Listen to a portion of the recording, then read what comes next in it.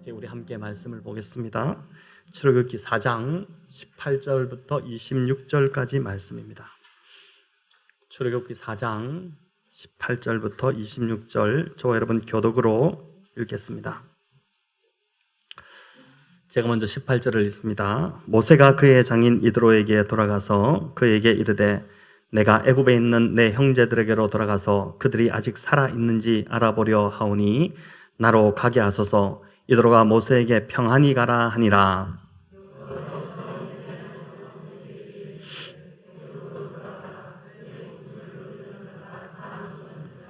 모세가 그의 아내와 아들들을 나귀에 태우고 애굽으로 돌아가는데 모세가 하나님의 지팡이를 손에 잡았더라.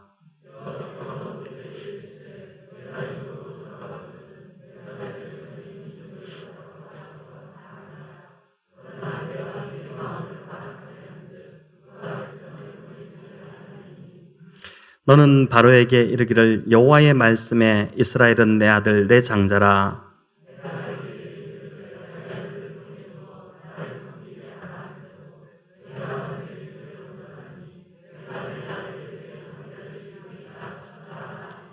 모세가 길을 가다가 숙소에 있을 때에 여호와께서 그를 만나사 그를 죽이려 하신지라.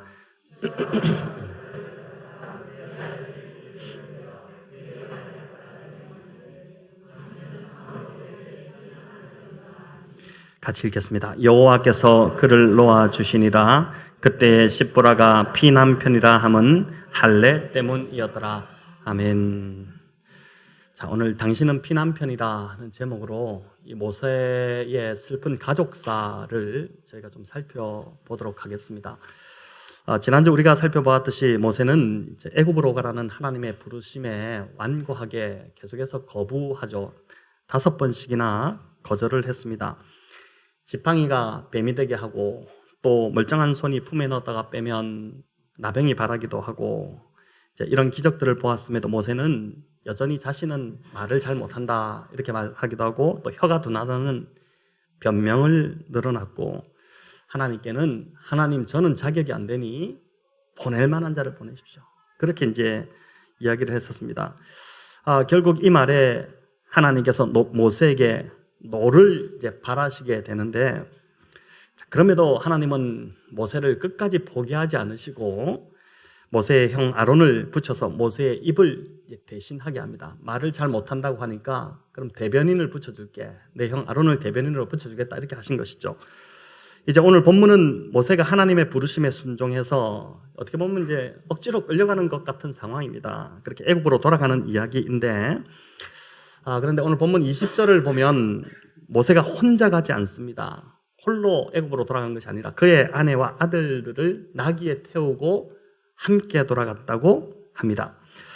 모세는 이제 지난 40년간 장인인 이드로의 집에서 그 미디안 광야에 있던 이드로의 집에서 함께 살았습니다. 어찌 보면 이제 처가살이를 한 것인데 그가 40년 전에 애굽에서 사람을 죽이고 무작정 광야로 도망쳐 나왔을 때 그를 거두어 주었던 자가 바로 이 이드로였습니다. 이드로는 모세에게 그의 딸 십보라를 아내로 주었고 그 덕에 모세가 지난 40년을 잘 살 수 있었죠. 그렇기에 그가 장인 이드로에게 불쑥 이제 애굽으로 돌아가겠습니다 라고 말하는 것은 결코 쉽지 않았을 것입니다.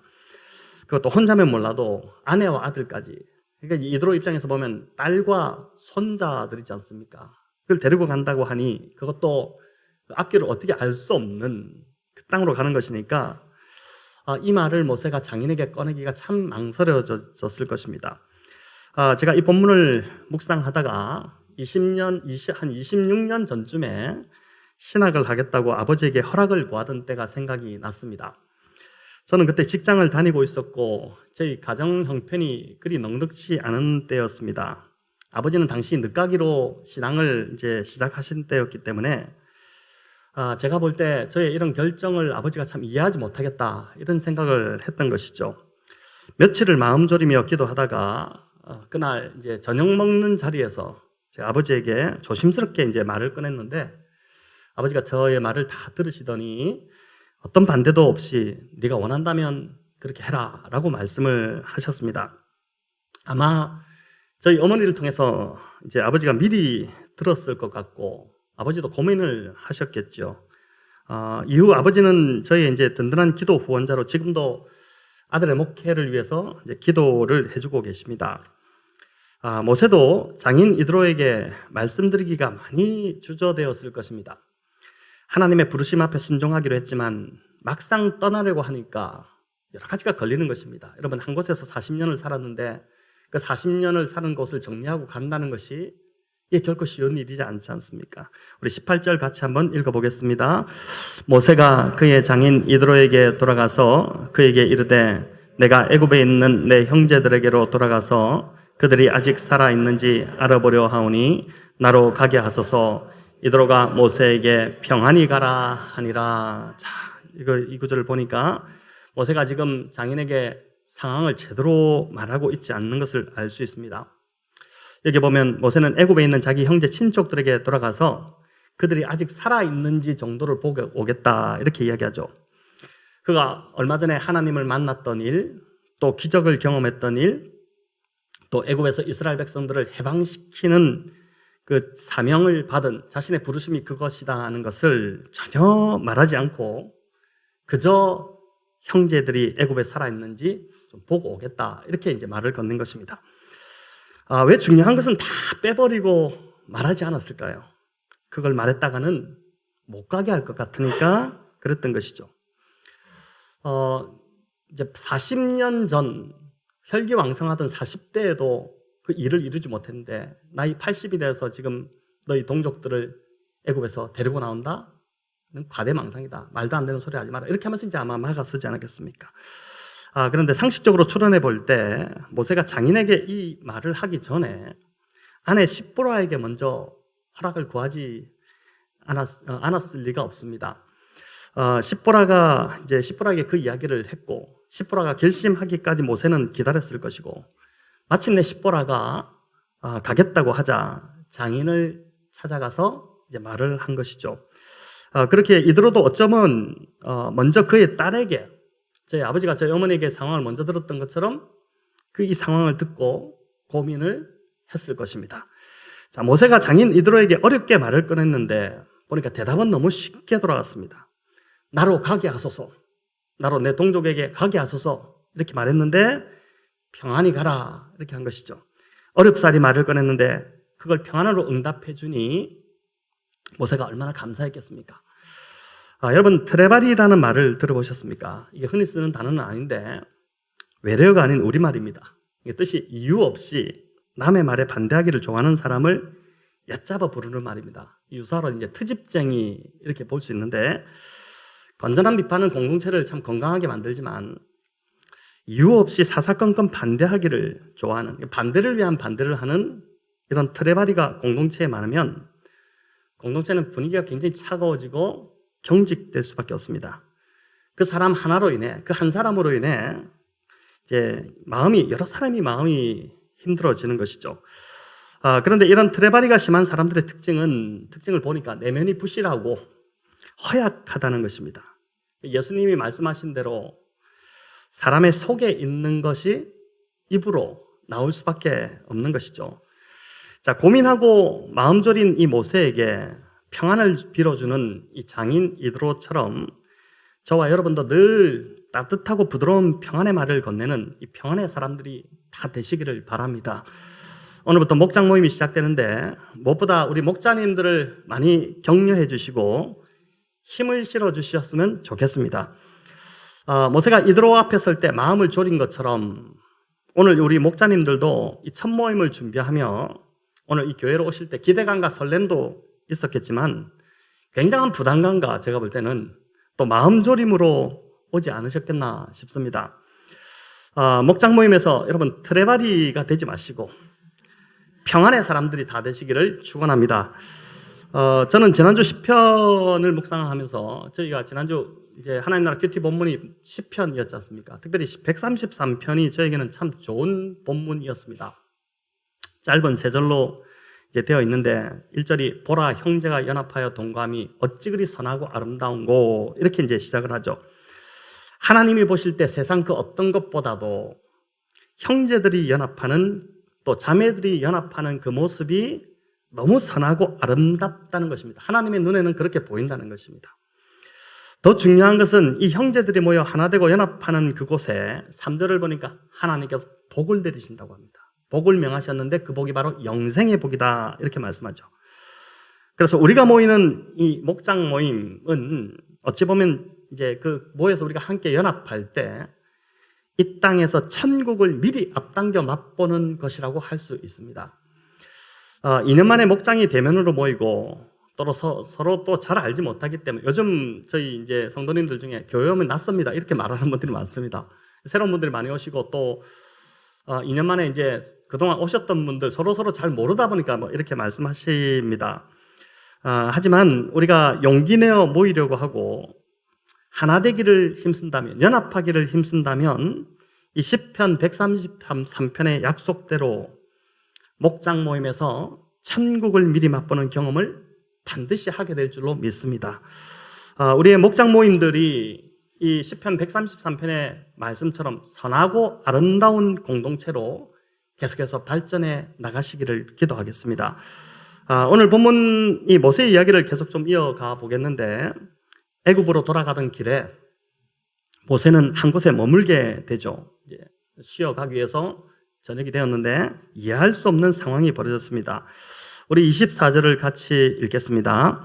모세가 길을 가다가 숙소에 있을 때에 여호와께서 그를 만나사 그를 죽이려 하신지라. 자, 아멘. 이 구절이 신구약을 통틀어 가장 해석하기가 어려운 난해 구절입니다.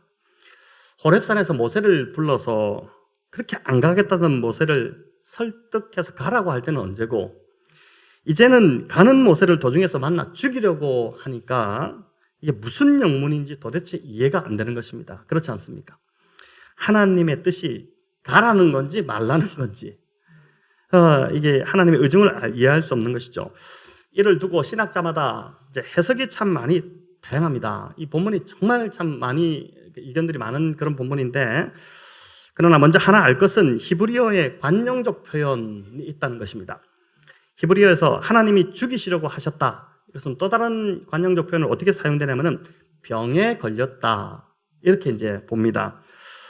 즉 모세가 애굽으로 가던 길에 하루를 묵게 되었는데 그곳에서 갑자기 심장마비가 왔든지 또는 어떤 바이러스에 의해 감염이 되어 죽을 위기에 처했다고 보는 견해입니다. 하나님이 그런 일이 일어나도록 하나님께서 막으셨으면 되는데 하나님 그런 일이 일어나도록 내버려 두셨기 때문에 이건 하나님이 하셨다고 보는 것입니다. 자, 그런데 재밌는 것은 이 죽음의 상황이 지금 할례와 연관이 되어 있다는 것을 오늘 본문을 통해서 보게 되죠. 25절, 26절 읽겠습니다. 십보라가 돌칼을 가져다가 그의 아들의 포피를 베어 그의 발에 갖다 대며 이르되 당신은 참으로 내게 피난편이로다 하니 여호와께서 그를 놓아주시니라. 그때의 십보라가 피난편이라 함은 할례 때문이었더라. 아멘. 모세가 죽게 된 상황에서 그의 아내 십보라가 돌칼을 가져다가 아들의 포피를 베어서 모세의 발에 갖다 대니까 살게 됐다. 하나님이 놓아주셨다는 것이죠. 자, 이를 볼 때 이때까지도 모세는 아들에게 할례를 행하지 않았다는 것을 알 수 있습니다. 여기 아들은 첫째 게르솜이 아닌 모세의 아들이 둘이 있죠. 게르솜이 아닌 둘째 아들이었던 엘리에셀이었을 것으로 그렇게 봅니다. 왜 모세가 둘째 아들을 할례를 행하지 않았을까요? 정황으로 볼 때 아마 아내 십보라의 반대 때문이었을 것으로 그렇게 봅니다. 첫째 게르솜은 이제 아들이 태어났을 때 모세가 할례를 받아야 된다고 어쨌든 우겨서 할례를 받았지만 할례를 받고 나서 이제 첫째 아들 그 상황을 보니까 막 피를 흘리고 이런 것들 보니까 둘째만큼은 그렇게 하고 싶지 않았던 것이죠. 할례는 이제 창세기 17장에 가장 먼저 등장을 합니다. 아브라함과 하나님께서 이제 언약을 맺으셔서 백성됨, 하나님의 백성됨의 징표로 주신 것이 할례였죠. 모세는 이를 잘 알았지만 그의 아내 십보라는 미디안 광야에서 태어났고 거기서 자란 여인이었습니다. 그러다 보니까 이런 할례의 개념이 그 여인 머릿속에 없는 것이죠. 그러니 아들이 피를 봐야 하는 그것도 이제 좀 크지 않았겠습니까? 지금 엘리에셀이 그 끔찍한 고통의 상황을 두 번 다시 겪고 싶지 않았던 것입니다. 아마도 이 문제로 모세와 십보라는 많이 다투었을 것이고 둘째만큼은 첫째 했으니 됐다. 둘째는 하지 말자. 이렇게 해서 이제 아내가 하도 반대하니까 하지 못했다고 볼 수 있는 것입니다. 자, 이런 상황에서 애굽으로 가던 길에 갑자기 모세가 죽을 상황에 이르자 이제 십보라가 즉각적으로 이 할례 때문에 모세가 섬긴 신인 그 하나님이 모세를 습격했다고 생각한 것입니다. 우리도 안 좋은 일이 생기면 갑자기 잘 사는데 갑자기 안 좋은 일이 생기면 무슨 교통사고라도 날 때 어떻게 합니까? 내가 뭘 잘못했나? 내가 뭐라도 하나님 앞에 죄를 지은 것이나 이런 생각이 먼저 들지 않습니까? 십보라 역시 왜 갑자기 이런 일이 일어나는 것일까 생각했을 것이고 그러다가 갑자기 든 생각이 할례였습니다. 생각이 여기 미치자 그녀는 급히 부싯돌 칼로 둘째 아들의 포피를 베어서 모세의 발에 댄 것입니다. 자, 재밌는 것은요, 이 갖다 대다, 모세가 이제 십보라가 포피를 베어서 그걸 모세의 발에 갖다 댔다 이렇게 하는데, 갖다 대다는 이 단어와 똑같은 단어가 출애굽기 12장에 이제 히브리어가 사용되는데, 출애굽기 12장이 어떤 장입니까? 마지막 10가지 재앙 중에 마지막 재앙인 죽음의 영이 애굽 전역을 다스려서 장자, 모든 처음 난 것은 다 죽여버리는 어마한 무서운 재앙이 이제 나오는 내용이죠. 그때 모세가 어린 양을 잡아 그 피를 우슬초에 적셔서 문설주에 뿌리라고 합니다. 백성들에게. 어린 양을 잡고 그 피를 이제 우슬초로 찍어서 문설주에 뿌리라. 이렇게 하는데 이 뿌리다는 단어와 갖다 대다는 단어가 똑같은 단어입니다. 자, 출애굽할 때도 피를 우슬초로 문 인방과 좌우 문설주에 뿌렸고 한 사람도 이제 이 피를 바른 집에서는 나가면 안 된다. 나가면 죽는다. 피 아래에 있는 자들만 산다. 그렇게 했었죠. 그 피를 벗어나면 죽는 것이었습니다. 마찬가지로 모세도 그 피를 갖다 대었기 때문에 살아난 것입니다. 피가 정결케 한 것이죠.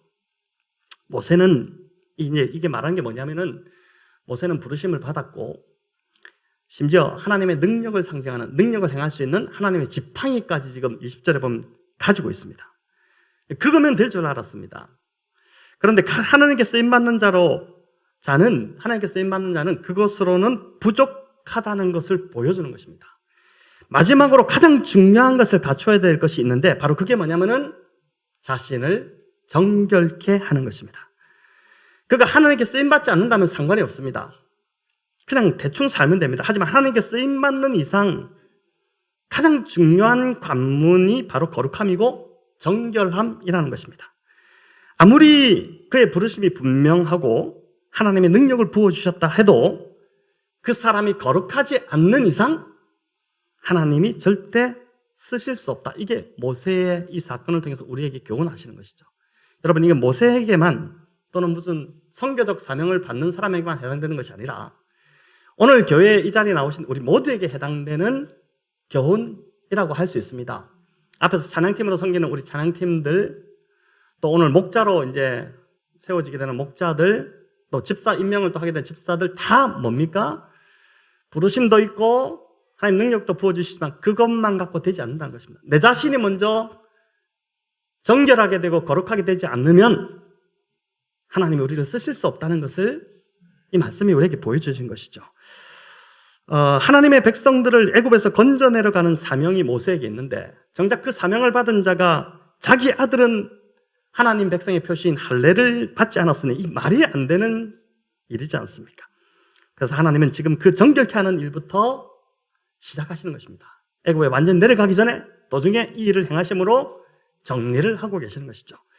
자, 그런데 25절에서 당신은 나의 피난편입니다 라고 하는 이 십보라의 말을 주목해 볼 필요가 있습니다.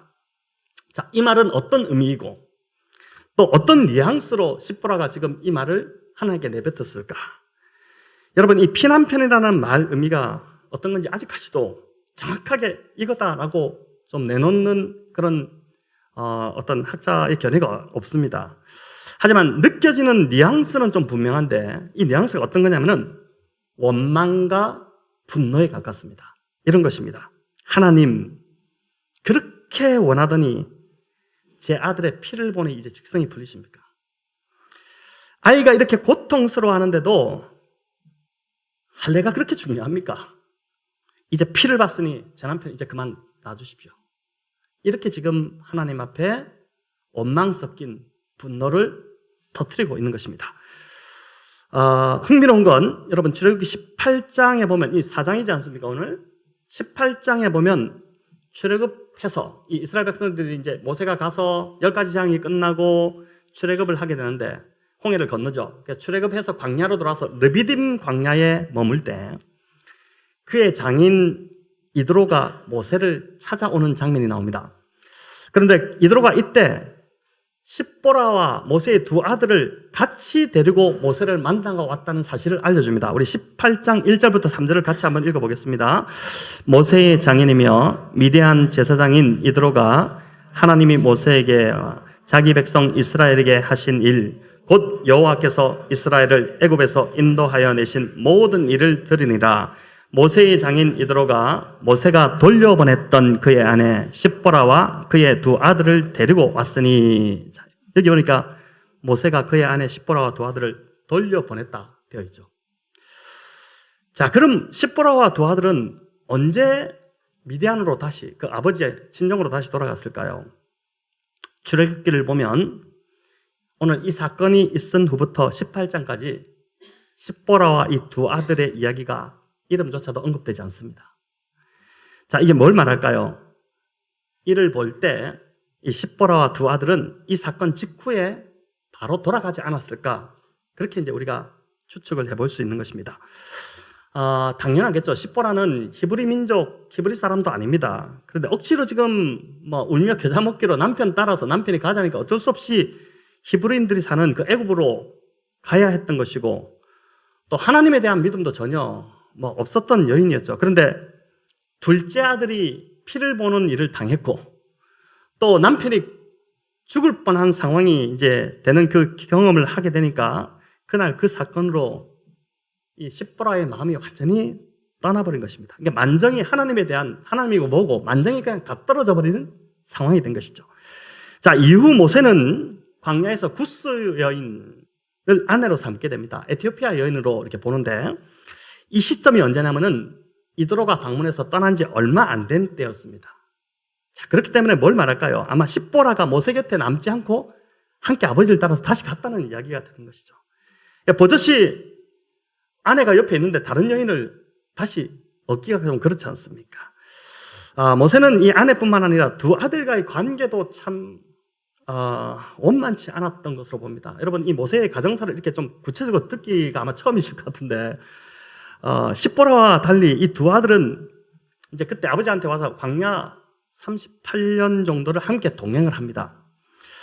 근데 아론의 아들들, 모세의 형인 아론의 아들들은 제사장의 계열을 따라서 이제 그 아들들의 이름이 계속 언급되는데, 이 모세의 두 아들, 특별히 게르솜과 이제 이 엘레셀은 언급이 되지 않습니다. 전혀 나오지 않습니다. 그런데 재미있는 것은 사사기 18장으로 가면 모세의 큰아들인 게르솜의 아들 요나단과 그 자손들이 단 지파의 제사장이 되었다는 기록이 나옵니다. 거기는 게르솜이 아닌 게르손으로 되어 있습니다. 같은 이름입니다. 모세의 손자가 요나단이죠. 그러니까 게르솜의 아들이 요나단이니까 모세의 손자가 요나단인데, 그 요나단과 그의 자손들이 단 지파의 제사장이 되었다는 이야기가 사사기 18장에 언급이 된다는 것이죠.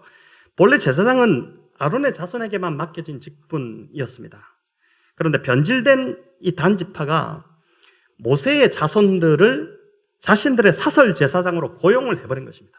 그러니까 제대로 먹고 살기가 힘들었다는 증거겠죠. 경제적으로 어렵게 살았다는 증거겠죠. 그러니까 그렇게 고용을 하니까 거기 가서 먹고 살기 위해서 그냥 사설 제사장으로 들어간 것이고, 이 모세의 자손들이 하나님의 제사장도 아닌 단지파가 세웠던 우상, 단지파가 만든 그 우상을 섬기는 제사장이 되었으니, 이때 모세는 이제 죽어서 하늘나라에 간 때인데, 하늘나라에서 보더라도 이건 통탄할 노릇이 된 상황인 것입니다. 그 자손들이 이렇게 엉망이 되어버렸으니까 모세가 얼마나 황당하겠습니까? 간혹 목사의 자녀들 중에 다 그런 것은 아닙니다.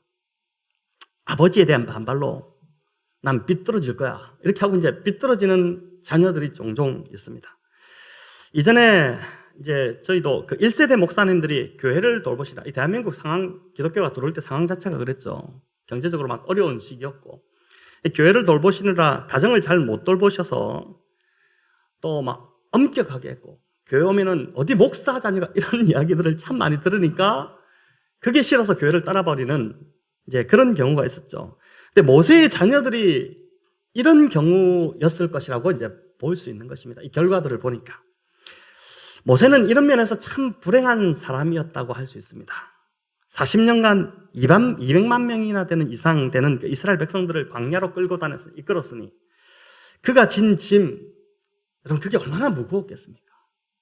영적으로 그들을 이끌어냈어야 되니까. 이 백성들이 말을 잘 듣고 잘 따라오는 그런 백성들이 아니었죠. 툭하면 대들고 툭하면 모세에게 원망하고 불평불만을 쏟아놓고 집에서도 어린아이들 막 울고 불평하고 그러면 그 듣기가 참 쉽지 않은데 200만 명이나 되는 그 이스라엘 백성들이 모세를 타겟해서 계속 모세를 원망해야 되니 얼마나 힘들었겠습니까? 이들이 얼마나 완고했던 백성이면 하나님께서 광야에서 어떻게 하시죠? 내가 이들을 쓸어버리겠다. 내가 다시 모세 너를 통해서 다시 나의 백성을 새로 시작하겠다. 이들은 내가 완전 정이 떨어진다. 이렇게 하실 정도의 백성들이었습니다. 그런 백성들에게 그 완악한 백성들의 등살에 40년간 시달리다 보니까 모세가 참 안타깝게도 자식들에게 품을 내어줄 그런 마음의 여유를 갖지 못했다고 볼 수 있는 것입니다. 저도 저희 아내가 사역에 참 큰 힘이 되고 동력자로서 너무 좋은 이제 동력자이기 때문에 교회 개척해서 지금까지 사역을 감당하고 있지만 만약 모세와 같은 이런 상황이었다면 저희 아내가 이제 십보라처럼 잘 따라오지도 않고 믿지도 않고 막 딴소리 했었고 막 이렇게 하면은 아마 중간에 그만두지 않았겠나 이런 생각을 해보게 됩니다. 그러니까 부부가 뜻이 맞아도 감당하기 힘든 사명인데 십보라는 신앙이 달랐고 하나님을 잘 모르는 여인이었으니 모세가 얼마나 힘들었을까. 또 그 아들들을 잘 돌보지 못했으니 잘 돌보지 못하는 그 아들들을 보면서 느끼는 모세의 마음, 우리 부모들 있지 않습니까? 그게 얼마나 모세가 힘들었을지 이제 그 이해가 되는 것이죠. 그가 그렇게 한사코 하나님의 부르심을 거부했던 그 이유도 아마 아내의 그 모습을 알기 때문에 아내가 날 못 따라올 건데, 아내가 감당이 안 될 건데 이거를 알았기 때문에 아마 거절하지 않았을까 그렇게 생각이 되는 것입니다. 하나님이 그를 부르셨고 그 부르심이 너무 강렬해서 거절할 수는 없고 아내는 따라주지 않으니 모세로서는 어쩔 수 없었던 것이죠. 제가 아는 어떤 분도 목회를 하고 싶은 사명이 있고 또 사명을 받은 것 같고 직장 그만두고 목회를 하려고 하는데 아내가 하는 말이 목회를 하려면 나와 이혼하고 해라. 그래 놓으니까 이제 어떻게 결정을 못하고 그냥 시간을 지나고 있는 사람도 있습니다. 모세는 이제 순종하지 않을 수 없는 상황이었지 않습니까? 계속 자기는 못한다고 했는데 하나님이 가라 하니까 그 어쩔 수 없는 상황에서 이제 십보라에게 밀어붙였겠죠. 그리고 아내 십보라도 어쩔 수 없이 따라 나섰다가 그날 아들의 포피를 부싯돌로 자기가 직접 빼가지고 이 할례는 본래 아버지가 행하는데 그걸 직접 엄마가 빼가지고 그 피 뚝뚝 떨어지는 포피를 들고 가서 막 이렇게 하는 상황이 되니까 그 끔찍한 일을 겪고 나서 마음이 완전히 돌아서고 식어버린 것입니다. 이런 면에서 모세는 참 불행했던 자라고 할 수 있는 것이죠. 하지만 모세의 이런 순종과 헌신이 있었기 때문에 출애굽이라는 정말 인류 역사에 대단한 거대한 그 역사가 일어날 수 있었던 것이고 이스라엘이라는 나라가 시작할 수 있었던 것이고 하나님의 계획이 이루어질 수 있었던 것이죠. 모세라는 한 사람은 그의 삶을 희생하며 정말 고통을 받았지만 그로 인해 수백만의 사람들이 애굽의 그 노예에서 해방이 되어지고 하나님의 백성으로서의 참다운 삶을 새롭게 시작하는 그 일이 일어났던 것입니다. 여러분, 이처럼 사명을 따라 사는 것, 이것은 어찌 보면 자기의 유익, 개인의 행복, 안락을 뒤로하고 남을 먼저 생각해야 되고 또 공동체를 먼저 생각하고 공동체의 유익을 먼저 바라보아야 하는 그 삶입니다. 근데 이런 자를 통해 공동체가 세워지고 생명이 살아나는 역사가 계속해서 일어날 수 있는 것이죠. 하지만 제가 어제 이제 본문을 이렇게 묵상하다 이렇게 본문을 결론을 지으려니까 이게 좀 뭔가 부족하다 싶어서 좀 묵상을 하다 보니까 생각되는 것이 하지만 가장 가까이 있는 가족들을 소홀히 하지 말아야 하는 것도 또한 사명자의 삶이라고 할 수 있습니다. 이 사명자 우리 모두는 사실 다 사명을 받은 사람들인데 우리 모두가 이 사명인데 안타깝게도 교회 사역을 위해서 가족을 희생시키는 것을 당연시했던 것이 우리 1세대 목회자들의 모습의 일부였습니다. 참 부인할 수 없는 사실이죠. 일전에도 한번 말씀드린 적이 있지만 신학계에는 대학자이자 또 한국 기독교계의 별과 같은 존재셨던 고 박윤선 우리 목사님 그 따님이 박혜란 목사인데 목사의 딸이라는 책을 2015년 2월에 출간하면서 교계에 굉장한 파란을 일으켰습니다. 저도 그때 이 책을 사서 읽으면서 참 많은 생각을 그때 했던 기억이 있는데 이제 책을 다 쓰거나 책 출간을 하려고 하니까 교계 어른들이 따님을 불렀습니다. 그래서 하는 말이 혼을 내면서 어디 이런 책을 내가지고 아버지 평생의 업적을 그 명예를 먹칠시키려고 하느냐 막 그렇게 하면서 반대했었죠. 출간하지 마라 이렇게 했는데 박윤선 우리 목사님 아시죠? 참 고신에도 큰 영향을 미쳤던 분인데 한국 신학계와 교계에 큰 액을 그으셨지만 이분이 쓰신 주석들이 굉장히 많거든요. 초기에 저보다 한 20년, 30년 전에 목회하셨던 분들은 대부분 다 이분 주석을 보고 이제 설교를 준비하시고 이렇게 했는데 그렇지만 자식들 입장에서 보면 자식들을 사랑할 줄 모르고 사랑하는 방법 자체가 이분이 유교적 전통, 유교적 어떤 틀 안에서 자라신 분이다 보니까 너무나 상처만 준 한마디로 이기적인 그 아버지였다는 것을 이 책을 통해서 이제 그 딸이 폭로한 것입니다. 아버지 얼굴에 평생 업적에 먹칠을 한다는 것을 알지만은 이 따님이 심지어 자신도 목사임에도 불구하고 이 책을 쓰신 이유는 그만큼 사명이란 이름에 가려서 잘못된 길을 가고 있는 목회자들을 경계해야 된다는 것을 알려주고 이 책을 쓰셨다고 저는 그렇게 생각을 했습니다. 여러분 5월이 가정의 달이고 오늘이 어린이주일입니다. 우리 주일학교 아이들 오늘 주일학교 유치부 초등부에서 선물들을 참 많이 준비해서 또 아이들하고 밑에서 보물찾기도 하고 이렇게 재밌게 시간을 지금 보내고 있는 것으로 알고 있는데 제가 이제 설교를 마치면서 고 이효령 박사가 남긴 글을 마지막으로 좀 읽어드리고 말씀을 맺겠습니다. 참고로 이효령 박사님의 이 딸 이민아 목사가 이효령 박사보다 먼저 세상을 떴지 않습니까? 하늘나라로 가셨는데 읽어드릴게요. 미나가 어릴 때다. 아빠의 서재문을 두드린다. 아빠에게 굿나잇 하러 온 것이다. 그날도 글 쓰는 일에 바빴던 나는 뒤돌아보지도 않은 채 손만 흔들었다. 굿나잇 미나. 딸 미나는 말없이 돌아서 제 방으로 돌아선다. 나는 지금 딸 미나에게 뒤늦게 편지를 쓴다. 나에게 만일 30초의 그 시간이 주어진다면 딱 한 번만이라도 좋으니 낡은 비디오 테이프를 되감듯이 그때로 돌아가자. 나는 그때처럼 글을 쓸 것이고 너는 엄마가 사준 레이스 달린 하얀 잠옷을 입거라. 그리고 아주 힘차게 서재문을 열고 아빠 굿나잇 하고 외치는 거다. 약속한다. 이번에는 머뭇거리며 서 있지 않아도 돼. 나는 글 쓰던 펜을 내려놓고 일담한 책장을 덮고 두 팔을 활짝 편다. 굿나잇 미나야. 잘 자라 내 사랑하는 딸. 그런데 어찌하면 좋으니 내가 눈을 떠도 너는 없으니 너와 함께 맞이할 아침이 없으니 그러나 기도한다. 우편번호 없이 붙이는 이 편지가 너에게 전해질 것을 믿는다. 그래서 묵은 편지함 속에 쌓여있던 낱말들이 천사의 날개짓을 하고 일제히 하늘로 날아오르는 꿈을 꿀 것이다. 갑자기 끊겼던 마지막 대화가 이어지면서 찬송가처럼 울려오는구나. 굿나잇 미나야. 잘 자라 미나야. 보고 싶다 내 딸아. 자, 이효령 박사가 전하려고 했던 메시지가 무엇일까요? 사랑하는 데 필요한 시간은 30초라는 것입니다. 오늘 모세의 이 슬픈 가족 이야기, 여러분 이 모세의 이야기를 이렇게 좀 들어보시지는 못했을 것 같기도 한데 이걸 저도 이제 살펴보면서 모세의 그 어쩔 수 없었던 상황 참 안타깝기도 하고 참 나라도 어쩔 수 없었겠다. 하나님 그렇게 부르시는데 어떡하나. 그렇게 이해가 되지만 또 한편으로는 가족들을 돌보는 것이 얼마나 중요한 일인지를 또 모세의 그 가족들이 가족들, 특별히 자식들 안에 일어났던 일들을 보면서 깨닫게 된 것이죠. 무엇이 그리 바쁜지 이여령 박사님 30초 이야기하셨는데 우리의 자녀의 말을 30초도 들어줄 여유가 없는 것, 이 자녀 마음 그렇겠습니까? 우리 배우자끼리도 30초 좀 말하는 것을 들어줄 여유가 없이 살아가는 것이 지금 저와 여러분의 모습이지 않겠나 싶습니다.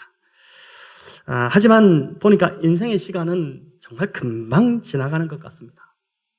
되돌리려고 해도 되돌릴 수가 없습니다. 아마 우리 지금 이미 자녀들 다 키우신 우리 성도님들 이 이야기를 들으시면서도 옛날 생각이 또 많이 나시기도 하실 텐데, 자, 그렇기 때문에 이 가정의 달에 사랑하는 가족들과 더 좋은 추억을 많이 만드시기 바라고, 특별히 우리 아빠들은 저도 마찬가지지만 우리 자녀들을 위해서 시간을 내시기를 바랍니다. 또 무엇보다 이제 시작되는 영적 가족인 이 목장 식구들과 여러분 하나님께서 이 공동체의 연합을 너무나도 정말 소중하게 생각하십니다. 그 연합, 그 식구들과의 연합이 아름답고 선한 추억이 되도록 많이 좀 모임에 힘쓰시며 만들어 가시길 바랍니다. 앞으로 우리가 살게 될 영생, 여러분 영원한 삶 기대되지 않습니까? 그 영생을 이 땅에서 미리 맛보는 그 모임이 바로 목장 모임입니다. 믿으시기 바랍니다. 앞으로 이제 그래서 이 선하신 하나님께서 5월 가정의 달을 맞아 우리 교회에 속한 모든 가정들과 또 새로 시작되는 이 목장 식구들 위해 한량없는 은혜를 베풀어 주시기를 우리 주님의 이름으로 축원합니다.